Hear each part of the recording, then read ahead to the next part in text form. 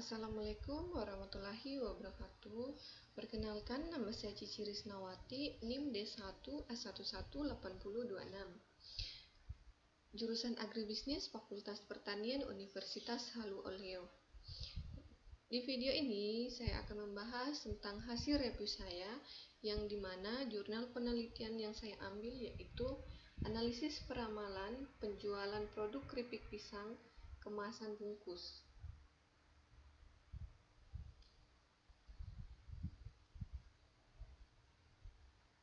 Nah, pada jurnal ini penulisnya yaitu Siti Wadah Iskandar.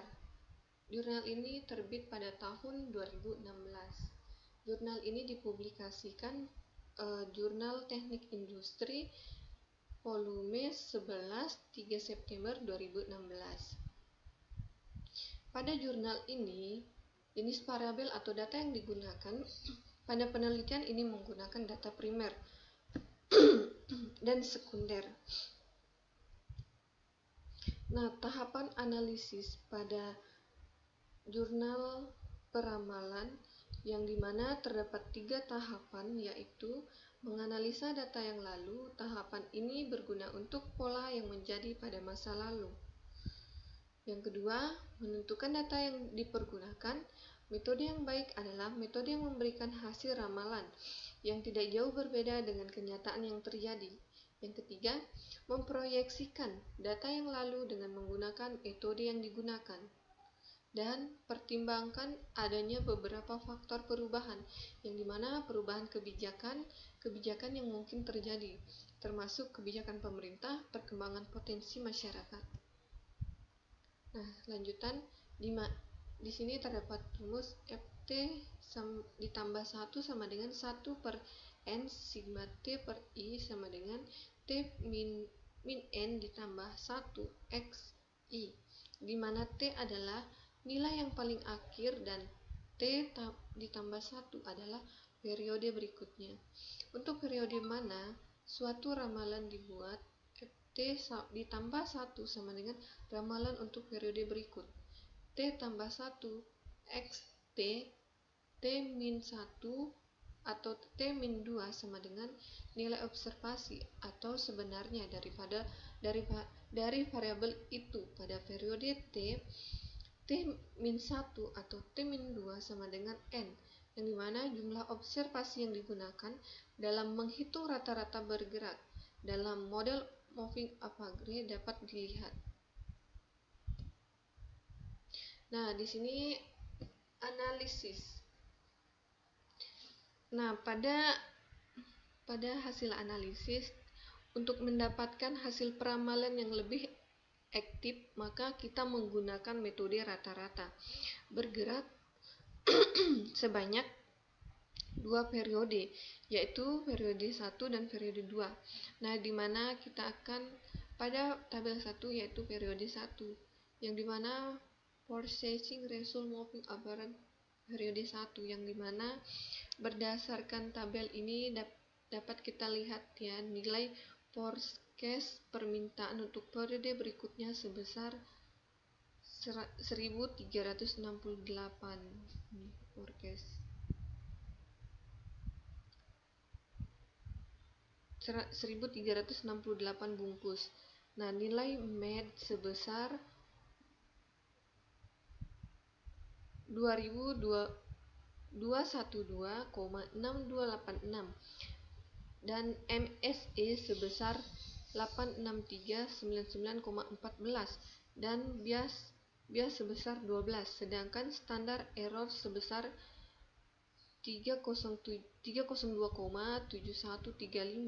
Berdasarkan output tersebut, maka dapat kita artikan bahwa tingkat kesalahan penggunaan metode ini sebesar 212,6286 untuk MED dan 86399,14 untuk MSE. Nah, di sini kita sudah lihat. Nah, pada tabel kedua yaitu forecasting result moving average periode 2, yang dimana berdasarkan tabelnya kita lihat didapat nilai forecast penjualan untuk periode berikutnya sebesar 1269,5 bungkus. Nilai MED sebesar 219,7794, MSE sebesar 89357,98 dan biaya sebesar 18,8.971, sedangkan standar error sebesar 380.128. Berdasarkan output tersebut, maka dapat kita artikan bahwa tingkat kesalahan penggunaan metode ini sebesar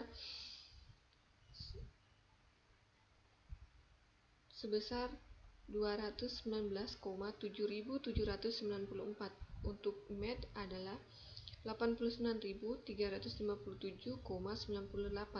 Untuk MSE, namun untuk menentukan keputusan menggunakan metode ini atau tidak, maka kita akan membandingkan dengan metode tersebut. Nah, di sini kita sudah melihatnya. Nah, penjelasannya sebagai bahan perbandingan awal dapat kita bandingkan di antara kedua model rata-rata bergerak periode 1 dan periode 2. Dari pengolahan data didapat nilai MED sebesar 1